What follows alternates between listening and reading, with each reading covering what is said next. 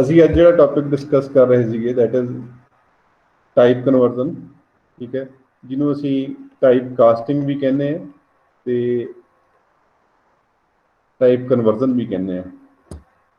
ਇਹ ਦੋ ਤਰ੍ਹਾਂ ਦੀ ਹੁੰਦੀ ਹੈ, ਜਿਹਦੇ 'ਚ ਅਸੀਂ ਇੰਪਲੀਸਿਟ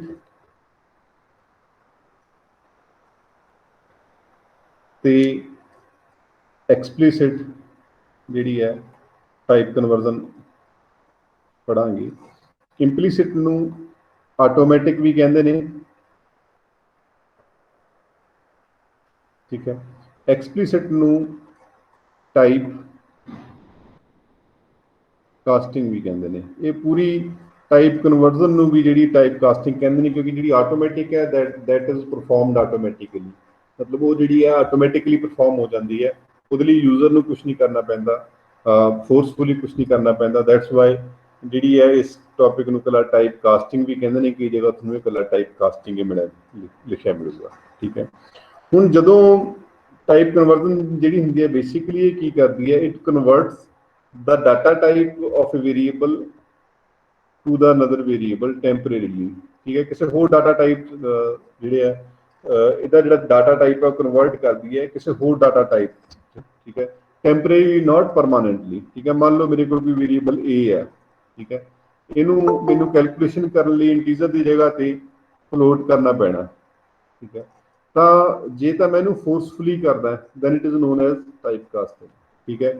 ਜੇ ਆਪਣੇ ਆਪ ਹੋ ਜਾਂਦਾ then it is known as implicitly. ਜੇ ਕੰਪਾਈਲਰ ਇਹਨੂੰ ਆਪਣੇ ਆਪ ਕਰ ਲੈਂਦਾ ਤਾਂ ਉਹ ਹੈਗੀ ਹੈ ਇੰਪਲੀਸਿਟ ਟਾਈਪ ਕਾਸਟਿੰਗ, ਠੀਕ ਹੈ, ਜਾਂ ਟਾਈਪ ਕਨਵਰਜ਼ਨ। ਜੇ ਮੈਂ ਫੋਰਸਫੁਲੀ ਕਰਦਾ, ਯੂਜ਼ਰ ਫੋਰਸਫੁਲੀ ਕਰਦਾ, then it is known as type casting, ਠੀਕ ਹੈ।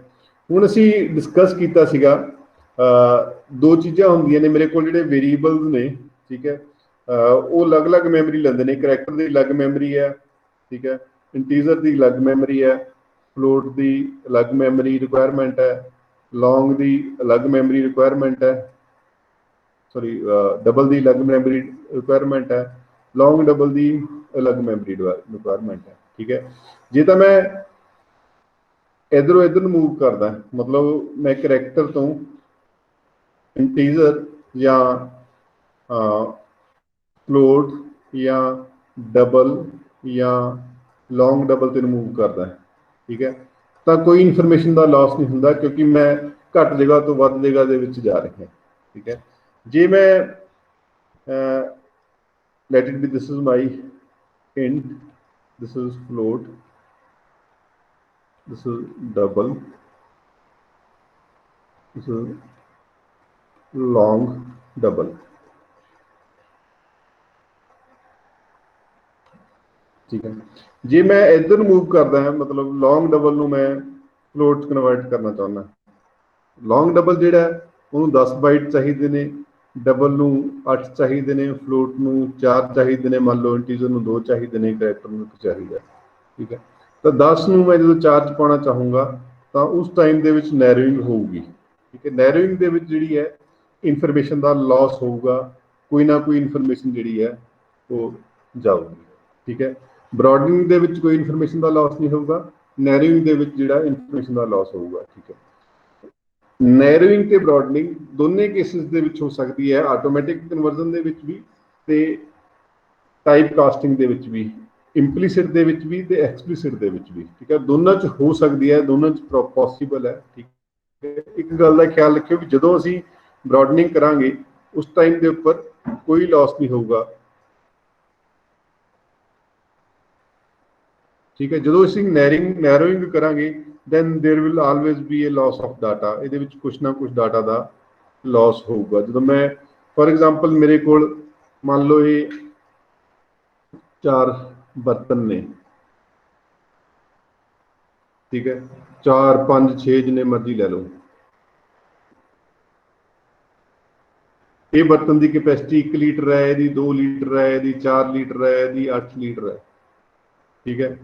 1 ਲੀਟਰ ਤੋਂ ਮੈਂ 2 ਲੀਟਰ ਚ ਪਾ ਦੇਵਾਂ, ਕੋਈ ਲਾਸ ਨਹੀਂ ਹੈਗਾ, 2 ਲੀਟਰ ਵੀ ਖਾਲੀ ਹੈ, ਠੀਕ ਹੈ। 1 ਲੀਟਰ ਤੋਂ ਮੈਂ 4 ਚ ਪਾ ਦਾਂ, ਕੋਈ ਲਾਸ ਨਹੀਂ ਹੈਗਾ। 1 ਲੀਟਰ ਤੋਂ ਮੈਂ 8 ਚ ਪਾ ਦਾਂ, there is no loss. 1 litre ਪਾਣੀ ਮੇਰਾ ਜਿਹੜਾ 2 ਲੀਟਰ ਵਾਲੇ ਚ ਵੀ ਆ ਜਾਊਗਾ, 4 ਵਾਲੇ ਚ ਵੀ ਆ ਜਾਊਗਾ, 8 ਵਾਲੇ ਚ ਵੀ ਆ ਜਾਊਗਾ, ਕੋਈ ਪ੍ਰੋਬਲਮ ਨਹੀਂ ਹੈ, बट हुण जदों मैं 4 लीटर वाला पानी 1 लीटर च पाउणा चाहूँगा, एट दैट टाइम 3 लीटर पानी का मेरा लॉस होगा। जे मेरे को पानी 4 लीटर है, मैं 1 लीटर वाले बर्तन च पाऊंगा तो पै नहीं सकता, ठीक है। तो उस टाइम के उपर जो मेरा लॉस होगा, ठीक है। या मैं 4 वाला पानी 2 च पाऊंगा तो मेरा 2 लीटर का लॉस होगा, ठीक है। या जे मैं 8 वाला पानी 4 लीटर पाना पाऊंगा तो मेरा 4 लीटर का लॉस होगा, ठीक है। So this is known as narrowing, मतलब खुली जगह तो तंग जगह च जाना, ठीक है। तंग जगह तो खुली जगह च आना, that is known as broadening. The type casting ਦੇ ਵਿੱਚ ਦੋਨੇ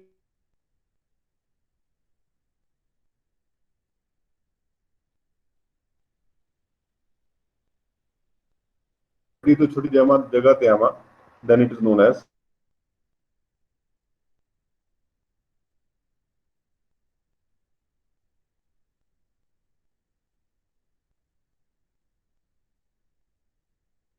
ओनली। मैं एक छोटी जी एग्जांपल लेना, मान लो मेरे को एक वेरिएबल हैगा, 2 वेरिएबल ने इंट ए ते इंट बी, ठीक है। एक फ्लोट वेरिएबल है सी, ठीक है। मान लो ए च हैगा 10, बी च हैगा 3, ठीक है। I have written C is equal to A over B, ਤਾਂ ਸੀ ਦੇ ਵਿੱਚ ਕੀ ਹੋਊਗਾ ਮੈਨੂੰ ਕੋਈ ਦੱਸ ਸਕਦਾ?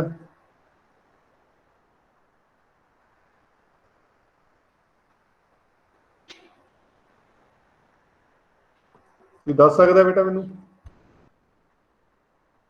सर 3.333 3.333 बड़े सियाने। होर कोई ਇਹ ਤੋਂ ਇਲਾਵਾ? One output is 3.3333। बेटा ए इंटीजर है, बी भी इंटीजर है। जे ਤੁਹਾਨੂੰ याद ਹੋਵੇ ਤਾਂ ਜੇ ਮੈਂ ਇੰਟੀਜ਼ਰ 10 ਨੂੰ 3 ਨਾਲ ਡਿਵਾਈਡ ਕਰਾਂ, then answer will be 3 because both are integer, ਤੇ ਆਨਸਰ ਵੀ ਜਿਹੜਾ ਆਊਗਾ ਉਹ ਇੰਟੀਜ਼ਰ ਚ ਆਊਗਾ, 3 ਆਊਗਾ, ਠੀਕ ਹੈ। ਹਜੇ ਮੈਂ ਇਹਨੂੰ ਤੀਜੇ ਨੂੰ ਵੀ ਸੀ ਨੂੰ ਪਹਿਲਾਂ ਇੰਟੀਜ਼ਰ ਲੈ ਕੇ ਤੁਹਾਨੂੰ ਦਿਖਾਉਂਦਾ। ਮੈਂ ਜਿਹੜਾ ਹੈਗਾ ਪ੍ਰੋਗਰਾਮ ਬਣਾਉਣਾ,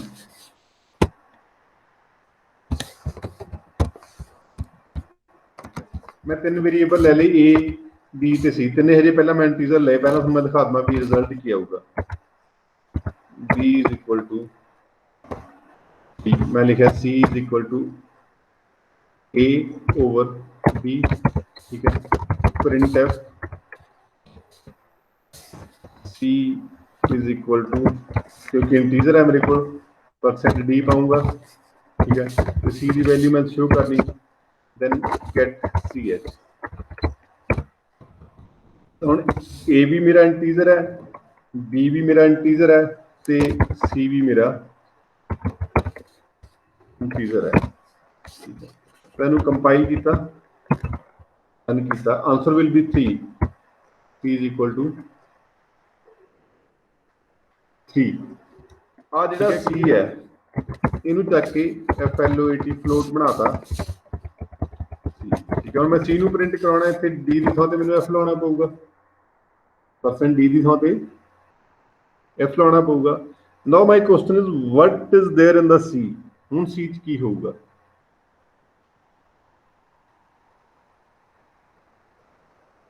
ਦੱਸੋਗੇ?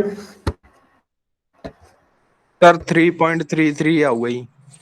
3.33 ਆਊਗਾ। ਇਹ ਤੋਂ ਇਲਾਵਾ ਕੋਈ ਹੋਰ ਡਿਫਰ ਕਰਦਾ ਹੋਵੇ?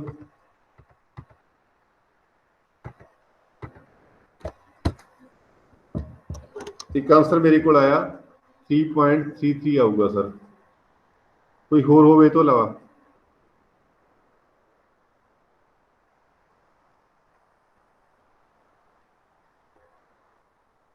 कोई होर आंसर होवे तो इलावा बेटा? कोई नहीं है? बड़े सियाने हैं। चलो देख लेंगे आंसर की है।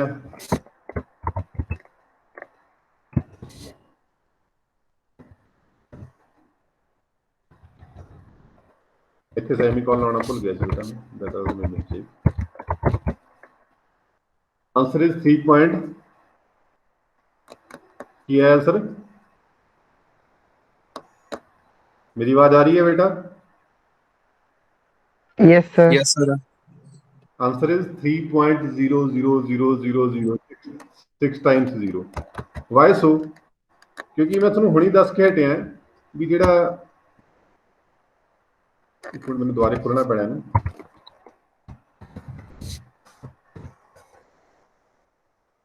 ਮੈਂ ਤੁਹਾਨੂੰ ਦੱਸ ਕੇ ਹਟਿਆ ਵੀ ਜਿਹੜਾ a over b, a ਹੈਗਾ 10 ਜਿਹੜਾ ਇੰਟੀਜ਼ਰ ਹੈ, b ਹੈਗਾ 3 ਜਿਹੜਾ ਇੰਟੀਜ਼ਰ ਹੈ। ਦੋ ਇੰਟੀਜ਼ਰ ਨੂੰ ਡਿਵਾਈਡ ਕਰੂੰਗਾ, 10 ਨੂੰ 3 ਨਾਲ ਡਿਵਾਈਡ ਕਰੂੰਗਾ ਤਾਂ ਆਂਸਰ ਹੈਗਾ 3। ਠੀਕ ਹੈ, ਹੁਣ ਇਹਨੂੰ ਇਸ 3 ਨੂੰ ਮੈਂ ਇੱਕ ਵੇਰੀਏਬਲ ਲਿਆ ਫਲੋਟ ਸੀ, ਇਹ 3 ਨੂੰ ਕਿੰਨੀਆਂ ਚਾਹੀਦੀਆਂ ਸੀਗੀਆਂ? 2 ਬਾਈਟ। ਠੀਕ ਹੈ, ਇਹ ਫਲੋਟ ਸੀ ਨੂੰ ਕਿੰਨੀਆਂ ਬਾਈਟ ਚਾਹੀਦੀਆਂ ਨੇ? 4 ਬਾਈਟ। ਯੈਸ ਔਰ ਨੋ? ਫਲੋਟ ਵੱਧ ਮੈਮਰੀ ਲੈਂਦਾ? Yes, sir. ਠੀਕ ਹੈ ਜੀ, ਇਹਨੂੰ ਚਾਹੀਦੀਆਂ ਨੇ 4 ਬਾਈਟ। ਤਾਂ now I have written c is equal to a over b। ਇਹਦਾ ਰਿਜ਼ਲਟ ਆਇਆ ਸੀਗਾ 3। ਇਹ 3 ਨੂੰ ਚੱਕ ਕੇ ਮੈਂ ਮਤਲਬ ਉਹਦੇ ਚ ਪਾਇਆ ਤਾਂ ਫਲੋਟ ਦੇ ਵਿੱਚ ਫ੍ਰੈਕਸ਼ਨਲ ਪਾਰਟ ਵੀ ਹੁੰਦਾ, ਇਹਨੇ ਪਿੱਛੇ ਦੇ ਵਿੱਚ ਜ਼ੀਰੋਜ਼ ਐਡ ਕਰਤੀਆਂ। 6 ਜ਼ੀਰੋਜ਼ ਆਪਾਂ ਪੜ੍ਹੇ ਹੀ ਹੈ ਵੀ ਉਹ ਜਿਹੜੀ ਪ੍ਰੈਸੀਜਨ 6 ਹੁੰਦੀ ਹੈ ਇਹਦੀ ਬਾਈ ਡਿਫਾਲਟ ਫਲੋਟ ਦੀ। ਠੀਕ ਹੈ, ਕਲੀਅਰ ਹੈ ਬੇਟਾ? Yes, sir. ਇਹ ਦੇਖੋ ਤੁਸੀਂ ਕਹ ਲਓ ਜਿਹੜੀ ਆਟੋਮੈਟਿਕਲੀ ਹੋਇਆ, ਮੈਂ ਨਹੀਂ ਦੱਸਿਆ ਇਹਨੂੰ ਪਿੱਛੇ 0 0 ਲਾਉਣੀ ਹੈ। ਠੀਕ ਹੈ, ਇਹ ਬ੍ਰੌਡਨਿੰਗ ਹੋਈ ਹੈ, ਇੰਟੀਜ਼ਰ ਨੂੰ ਚੱਕ ਕੇ ਮੈਂ ਫਲੋਟ 'ਚ ਪਾਇਆ, ਇੰਟੀਜ਼ਰ ਨੂੰ ਚੱਕ ਕੇ ਫਲੋਟ 'ਚ ਪਾਇਆ, ਇਟ ਬਿਕਮਸ ਬ੍ਰੌਡਨ। ਇਹ ਕੀ ਬਣਿਆ? ਬ੍ਰੌਡਨ ਹੋ ਗਿਆ, ਖੁੱਲੀ ਜਗ੍ਹਾ 'ਚ ਚਲੇ ਗਿਆ। ਖੁੱਲੀ ਜਗ੍ਹਾ 'ਚ ਜਾਣ ਨਾਲ ਆ ਜਿਹੜੀ ਹੈ ਆ 0 0 ਜਿਹੜੀਆਂ ਨੇ ਐਡ ਹੋ ਗਈਆਂ। ਠੀਕ ਹੈ, now I am changing the scenario. I have a variable int a, ठीक है, and 2 variables b and c is float. ठीक है, now I have taken a is equal to 10 and b is equal to 3 or 3.0, let it be one and the same thing। मैं 3 लिखा भी 3.0 बन जाना। ठीक है, and I have written c is equal to a over b। now I am printing it, printf percent c ਜਿਹੜਾ ਹੈਗਾ ਮੇਰਾ ਫਲੋਟ ਹੈ ਨਾ f, ਤੇ c ਨੂੰ ਮੈਂ ਪ੍ਰਿੰਟ ਕਰਦਾ। ਹੁਣ ਆਨਸਰ ਦੱਸੋ ਕੀ ਆਊਗਾ? ਮਤਲਬ ਮੈਂ ਲਿਖਿਆ c is equal to 10/3.0। now what will be the answer? Sir, 3.33 हो गई। 3.33 ਆਊਗਾ। ਕਿਉਂ? ਕਿਉਂਕਿ ਆ ਤਾਂ ਦੇਖੋ ਬੇਟਾ ਇੰਟੀਜ਼ਰ ਹੈ, ਆ 10 ਤਾਂ ਇੱਕ ਇੰਟੀਜ਼ਰ ਹੈ। ਠੀਕ ਹੈ, ਆ 3.0 ਜਿਹੜਾ ਹੈਗਾ ਇਹ ਫਲੋਟ ਹੈ, ਮਤਲਬ ਇਹਨੂੰ 2 ਬਾਈਟ ਚਾਹੀਦੀ ਹੈ, ਇਹਨੂੰ 4 ਬਾਈਟ ਚਾਹੀਦੀ ਹੈ। ਹੁਣ 2 ਬਾਈਟ ਹੈ, 4 ਬਾਈਟ ਵਾਲਾ 2 ਬਾਈਟ ਨੂੰ ਡਿਵਾਈਡ ਕਰ ਸਕਦਾ ਪਹਿਲੀ ਗੱਲ ਤਾਂ।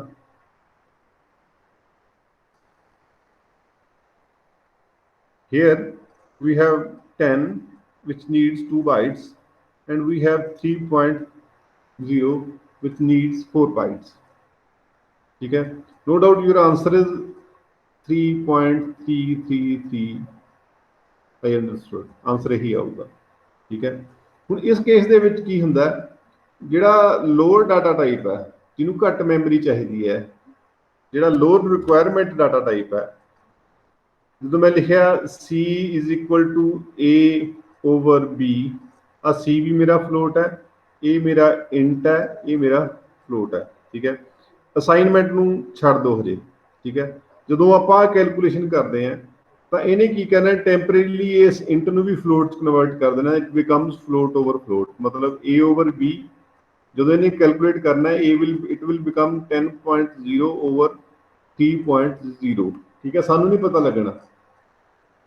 ਪਤਾ ਲੱਗਣਾ, ਇਹਨੇ ਕੰਪਾਈਲਰ ਨੇ ਇਹਨੂੰ ਆਟੋਮੈਟਿਕਲੀ ਕਰ ਲੈਣਾ। ਠੀਕ ਹੈ, ਦੈਟ ਕਨਵਰਜ਼ਨ ਇਜ਼ ਆਟੋਮੈਟਿਕ ਬ੍ਰੌਡਨਿੰਗ। ਠੀਕ ਹੈ, ਜਦੋਂ ਅਸੀਂ ਕੈਲਕੂਲੇਟ ਕਰਦੇ ਹਾਂ ਇਹ ਐਕਸਪ੍ਰੈਸ਼ਨ ਜਿਹੜਾ ਮਿਕਸਡ ਮੋਡ ਐਕਸਪ੍ਰੈਸ਼ਨ ਹੋ ਗਿਆ, ਮਤਲਬ ਇਹਦੇ ਵਿੱਚ ਇੱਕ ਇੰਟੀਜ਼ਰ ਆ ਗਿਆ एक फ्लोट का आ गया, ठीक है। When we are calculating any mixed mode arithmetic expression, mixed mode arithmetic expression, ਜਦੋਂ ਅਸੀਂ ਕਿਸੇ ਮਿਕਸਡ ਮੋਡ ਮਤਲਬ ਵੀ ਉਹਦੇ 'ਚ ਇੱਕ ਇੰਟੀਜ਼ਰ ਆ ਗਿਆ, ਇੱਕ ਫਲੋਟ ਆ ਗਿਆ, ਇੱਕ ਡਬਲ ਆ ਗਿਆ, ਕਰੈਕਟਰ ਆ ਗਿਆ, ਕੁਝ ਵੀ ਆ ਸਕਦਾ, ਠੀਕ ਹੈ। ਜਦੋਂ ਅਸੀਂ ਉਹਨਾਂ 'ਚ ਕੈਲਕੂਲੇਸ਼ਨ ਕਰਦੇ ਹਾਂ ਤਾਂ ਜਿੰਨੇ ਵੀ ਲੋਅਰ ਵਾਲੇ ਨੇ ਉਹਨਾਂ ਦੀ ਬ੍ਰੌਡਨਿੰਗ ਹੋ ਜਾਂਦੀ ਹੈ ਟੂ ਦਾ ਹਾਇਰ, ਠੀਕ ਹੈ। ਮੰਨ ਲਓ ਮੇਰੇ ਕੋਲ ਇੱਕ ਵੇਰੀਏਬਲ A ਹੈ, B ਹੈ, C ਹੈ, D ਹੈ, E ਹੈ, ਠੀਕ ਹੈ। ਲਓ ਇਹ ਪਲੱਸ ਹੈ, ਮਾਈਨਸ ਹੈ, ਡਿਵਾਈਡ ਹੈ, ਮਲਟੀਪਲੀਕੇਸ਼ਨ ਹੈ, ਮੈਂ ਕੁਝ ਲਿਖਤਾ ਵਿੱਚ ਸਿੰਬਲ ਪਾ ਦੇ। ਇਹ ਮੰਨ ਲਓ ਇੱਕ ਇਹਨੂੰ 1 ਬਾਈਟ ਚਾਹੀਦੀ ਹੈ, ਇਹਨੂੰ 2 ਬਾਈਟ ਚਾਹੀਦੀ ਹੈ, ਮੰਨ ਲਓ ਇਹਨੂੰ 4 ਚਾਹੀਦੀ ਹੈ, ਇਹਨੂੰ 8 ਚਾਹੀਦੀਆਂ ਨੇ, ਇਹਨੂੰ ਫਿਰ ਮੰਨ ਲਓ 2 ਚਾਹੀਦੀ ਹੈ, ਠੀਕ ਹੈ। ਤਾਂ ਇਸ ਕੇਸ ਦੇ ਵਿੱਚ ਇਹਨੇ ਕੀ ਕਰਨਾ, ਸਾਰਿਆਂ ਨੂੰ ਹਾਈਐਸਟ ਕਿੰਨੀਆਂ ਚਾਹੀਦੀਆਂ ਨੇ, 8 ਚਾਹੀਦੀਆਂ ਨੇ, ਇਹਨੇ ਸਾਰਿਆਂ ਨੂੰ 8 ਦੇ ਦੇਣੀ ਹੈ, ਸਾਰਿਆਂ ਨੂੰ 8 ਬਾਈਟ ਦੇ ਦੇਣੀਆਂ ਨੇ। ਮਤਲਬ ਲੋ ਇਹਨੂੰ ਵੀ 1 ਤੋਂ 8 ਬਣਾਤਾ, ਇਹਨੂੰ ਵੀ 2 ਤੋਂ 8 ਬਣਾਤਾ, ਇਹਨੂੰ ਵੀ 4 ਤੋਂ 8 ਬਣਾਤਾ, 8 ਤਾਂ ਆਪ ਹੈਗੇ ਸੀਗਾ, ਇਹਨੂੰ ਵੀ 2 ਤੋਂ 8 ਬਣਾਤਾ। ਮਤਲਬ ਇਸ ਕੇਸ ਦੇ ਵਿੱਚ ਬ੍ਰੌਡਨਿੰਗ ਹੋ ਗਈ automatically. This is automatic type conversion ਨੇ ਸਾਨੂੰ ਨਹੀਂ ਪਤਾ ਲੱਗਣ ਦਿੱਤਾ, ਬਟ ਉਹਨੇ ਕੰਪਾਈਲਰ ਨੇ ਆਟੋਮੈਟਿਕਲੀ ਬ੍ਰੌਡਨਿੰਗ ਕਰਤੀ at the time of evaluation of N mixed mode expression, ਠੀਕ ਹੈ। ਲੋਅਰ ਨੂੰ ਹਾਇਰ ਦੇ ਵਿੱਚ ਕਨਵਰਟ ਕਰ ਲੈਣਾ, 1 ਬਾਈਟ ਨੂੰ 8 ਬਾਈਟ ਦੇ ਵਿੱਚ ਆਟੋਮੈਟਿਕਲੀ ਉਹਨੇ ਕਨਵਰਟ ਕਰਤਾ। ਤਾਂ ਹੁਣ ਦੇਖੋ, ਨੋ ਡਾਊਟ ਮੈਂ ਇਹਨੂੰ ਇੱਥੇ ਰਹਿਣ ਤਾ, B ਨੂੰ ਫਲੋਟ ਬਣਾਤਾ, ਠੀਕ ਹੈ, B ਨੂੰ 3.0 ਦਿੱਤਾ, ਦਵਾਂ ਚਾਹੇ ਨਾ ਦਵਾਂ, it's one and the same thing. Compile ਕੀਤਾ, ਰਨ ਕੀਤਾ, ਆਨਸਰ ਇਜ਼ 3.3333, ਠੀਕ ਹੈ। ਜੇ ਮੈਨੂੰ 3 ਵੀ ਰਹਿਣ ਦੇਵਾਂ, ਉਹਨੇ ਆਟੋਮੈਟਿਕਲੀ ਉਹਨੂੰ 3.0 ਬਣਾ ਦੇਣਾ, ਆਨਸਰ ਇਜ਼ 3.3333, ਠੀਕ ਹੈ। ਤਾਂ ਇਸ ਕੇਸ ਦੇ ਵਿੱਚ ਕੀ ਹੈ, ਇੱਥੇ ਨੇ ਆਟੋਮੈਟਿਕਲੀ ਬ੍ਰੌਡਨਿੰਗ ਕਰ ਲਈ, ਆਪਣੇ ਆਪ ਜਿਹੜੀ ਹੈ ਬ੍ਰੌਡਨਿੰਗ ਕਰ ਲਈ, ਠੀਕ ਹੈ। This is automatic conversion, you have not defined it, ਤੁਸੀਂ ਇਹਨੂੰ ਡਿਫਾਈਨ ਨਹੀਂ ਕੀਤਾ, ਇਹ ਕਨਵਰਜ਼ਨ ਜਿਹੜੀ ਹੈ ਆਟੋਮੈਟਿਕਲੀ ਹੋ ਗਈ। क्लियर है बेटा, समझ आया है? हाँ कि ना? Yes, sir. समझ आ गया। Now one another case is there. Let it be, I have a variable int c float float a and b, ठीक है। I have a is equal to 10 or 10.0, B is equal to 3 or 3.0, it is one and the same thing, ठीक है। I have written C is equal to A over B. Now printf, because C is integer, then I have to take type specifier of type integer, ठीक है, D C. Now what will be the answer of C? की होगा answer C का? दस सकता है sir 3.33। सी का answer होगा 3.33। Very good. और कोई आंसर हो?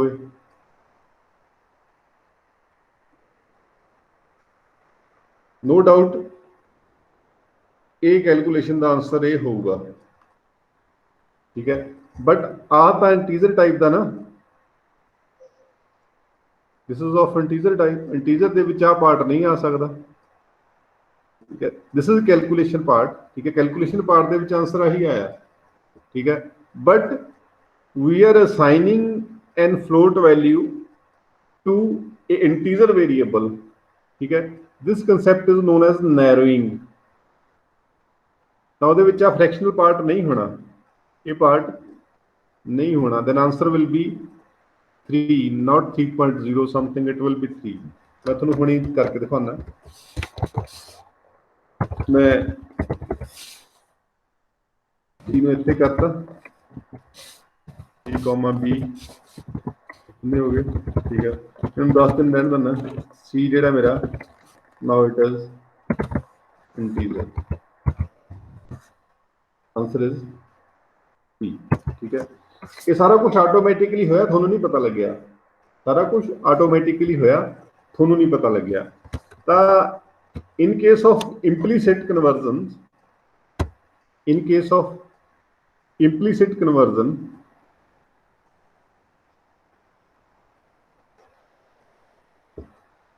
ਦੋਨੇ ਚੀਜ਼ਾਂ ਹੁੰਦੀਆਂ, ਨੈਰੋਇੰਗ ਵੀ ਹੁੰਦੀ ਹੈ ਤੇ ਬ੍ਰੌਡਨਿੰਗ ਵੀ ਹੁੰਦੀ ਹੈ। ਠੀਕ ਹੈ,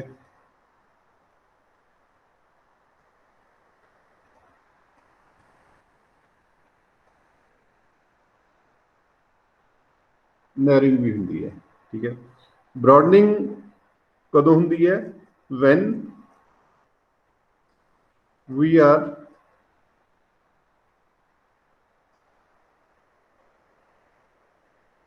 evaluating any mixed mode expression। ਜਦੋਂ ਅਸੀਂ ਕਿਸੇ ਵੀ ਮਿਕਸਡ ਮੋਡ ਐਕਸਪ੍ਰੈਸ਼ਨ ਨੂੰ ਇਵੈਲੂਏਟ ਕਰ ਰਹੇ ਹੁੰਦੇ ਹਾਂ, ਜਾਂ when we are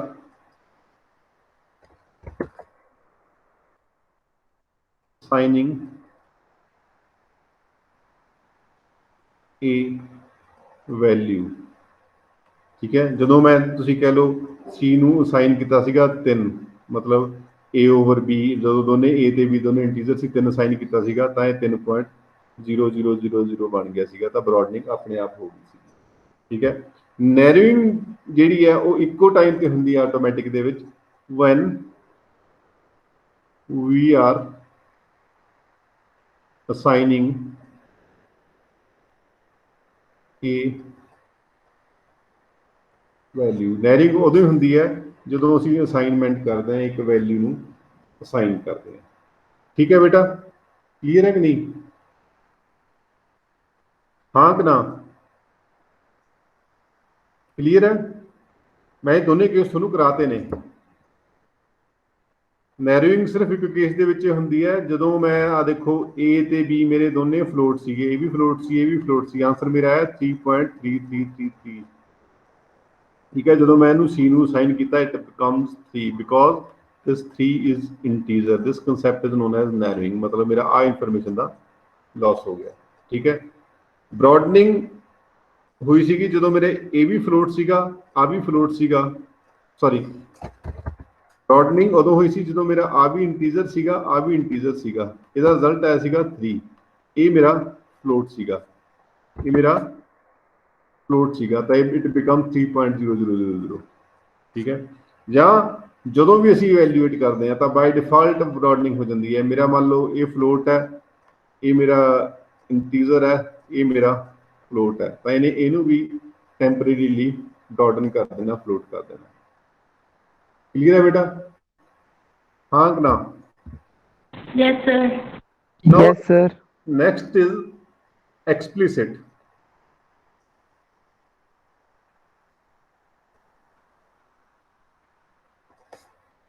explicit is a forceful conversion, ਜਿਹਨੂੰ ਅਸੀਂ ਜਿਹੜਾ ਕਨਵਰਟ ਕਰਦੇ ਹਾਂ ਕਿਸੇ ਨੂੰ ਵੀ। ਠੀਕ ਹੈ, ਮੰਨ ਲਓ ਮੇਰੇ ਕੋਲ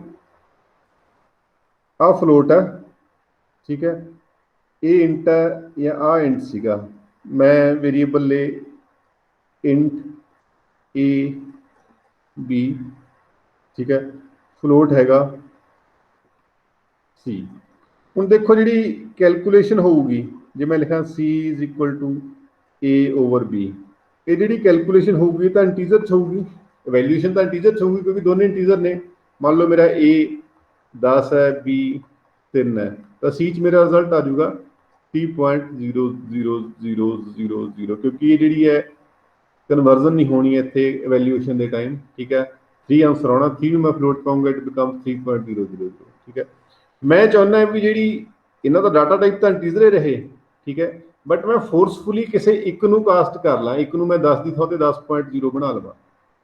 ਠੀਕ ਹੈ, ਜਦ ਮੈਂ ਇਹਨੂੰ ਬਣਾਉਂਗਾ ਤਾਂ ਆਟੋਮੈਟਿਕਲੀ B ਦਾ ਵੀ ਬਣ ਜਾਣਾ। ਠੀਕ ਹੈ, ਤਾਂ ਉਹਦੇ ਲਈ ਸਿੰਟੈਕਸ ਹੈ ਟਾਈਪ, ਜਿਹੜੀ ਟਾਈਪ 'ਚ ਮੈਂ ਕਨਵਰਟ ਕਰਨਾ। ਠੀਕ ਹੈ, ਉਸ ਤੋਂ ਬਾਅਦ ਐਕਸਪ੍ਰੈਸ਼ਨ। ਹੁਣ ਮੈਂ ਇਹਨੂੰ ਕਰੂੰਗਾ C is equal to float, ਮੈਂ ਫਲੋਟ 'ਚ ਕਨਵਰਟ ਕਰਨਾ ਨਾ। ਠੀਕ ਹੈ, ਐਕਸਪ੍ਰੈਸ਼ਨ A over B, ਇਹਨੇ ਕੀ ਕਰਨਾ, ਇਹ 10 ਨੂੰ 10.0 ਕਰ ਦੇਣਾ, ਵਟੇ 3 ਕਰਨਾ। ਜਦੋਂ ਇਹ ਵਟੇ 3 ਹੋਇਆ, 3 ਨੇ ਆਟੋਮੈਟਿਕਲੀ 3.0 ਹੋ ਜਾਣਾ, ਬ੍ਰੌਡਨਿੰਗ ਹੋ ਜਾਣੀ ਹੈ। ਤਾਂ ਇੱਥੇ ਆਂਸਰ ਜਿਹੜਾ ਆ ਜਾਊਗਾ इट विल बी 3.3333। ठीक है, मैं किसी ਨੂੰ ਵੀ ਕਿਸੇ ਵੀ ਕਨਵਰਟ ਕਰ ਸਕਦਾ। In the case of explicit conversion I can do it forcefully, भी मैं फोर्सफुली कर सकदा भी मैं ਜਿਹੜਾ नैरोइंग कर ਲਾਂ ਜਾਂ ब्रॉडनिंग कर ਲਾਂ। ਹੁਣੇ ਮੈਂ ਤੁਹਾਡੇ ਸਾਹਮਣੇ ਇਹਨੂੰ ਕਰਕੇ ਦਿਖਾਉਣਾ। देखो मैं ए ਤੇ B ਨੂੰ ਦੋਹਾਂ ਨੂੰ ਇੰਟ ਬਣਾਤਾ। ठीक है, C ਨੂੰ फ्लोट ਬਣਾਤਾ। A 10 है, B 3 है। ठीक है, C is equal to %f। ਹੁਣ देखो आंसर आऊगा इस टाइम के उपर 3.000। ठीक है, ਹੁਣ मैं टाइप कास्टिंग कर लगे, मैं ਇਹਨੂੰ फ्लोट बनाने लगे। ਇੱਥੇ ਮੈਨੂੰ फ्लोट बनाता। स्क्रीन शेयरेबल है बेटा, मेरी स्क्रीन दिख रही है ਤੁਹਾਨੂੰ? Yes sir. ठीक है, मैं ਇਹਨੂੰ फ्लोट बनाता। देखो कंपाइल किया, रन किया, now it becomes 3.33। Answer is 3.33। ਤਾਂ ਇਹ ਕੀ ਹੋ ਗਿਆ? इट इज फोर्सफुली मैं इंटीजर ਨੂੰ फ्लोट ਦੇ ਵਿੱਚ ਰਿਜ਼ਲਟ ਲਿਆਉਣ ਲਈ ਟੈਂਪਰੇਰੀਲੀ ਬਣਾ ਲਿਆ। ठीक है, ਜੇ मैं प्रिंट करा a then it is not 3.33, sorry a is 10। ठीक है, मैं करके दिखाना तुम। a is equal to %d a। Second line कर लेने के लिए कंपाइल किया, निकल जाएगा।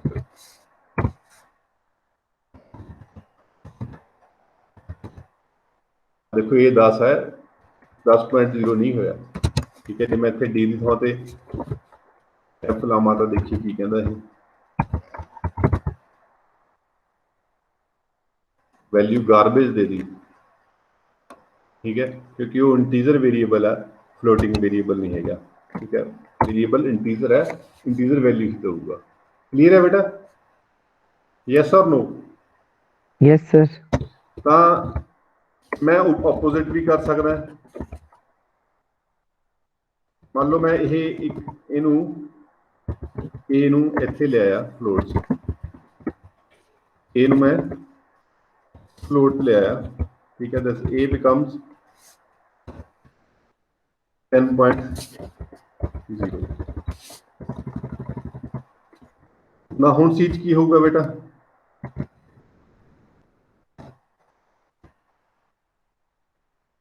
सी नू मैं उपर ले गया, लो सी नू मैं अजे नहीं लैके जाता। हुण सीज की होगा बेटा?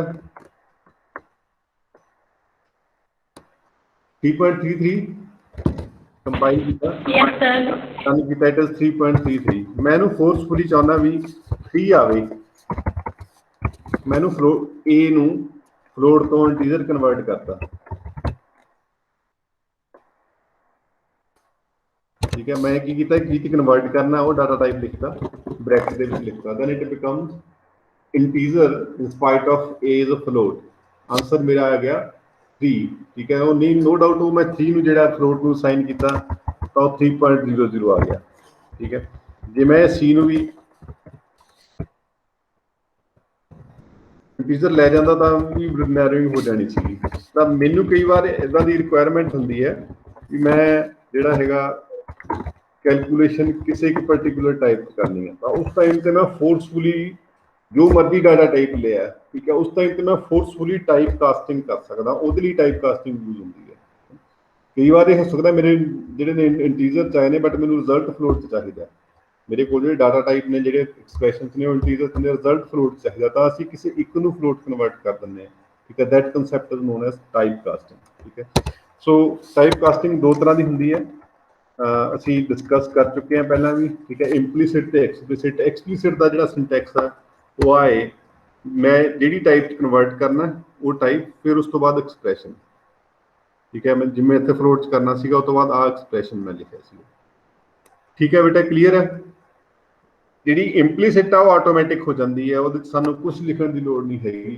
ठीक है, वो नैरोइंग भी होंगी है, ब्रॉडनिंग भी होंगी है। एक्सप्लीसिट दे विच मैं फोर्सफुली करदा, मैं फोर्सफुली नैरोइंग भी कर सकदा, मैं ब्रॉडनिंग भी कर सकदा, but generally we prefer broadening, क्योंकि ब्रॉडनिंग दे विच कोई लॉस ऑफ इंफॉर्मेशन नहीं होंदा। ठीक है, इनू you have to read it, it is very important topic. ये हो नहीं सकता भी पेपर च ना आवे। It can be asked as type casting, it can be asked as type conversion. ठीक है, ਅੱਜ ਲਈ ਬੇਟਾ ਇੰਨਾ ਕਿ ਬਹੁਤ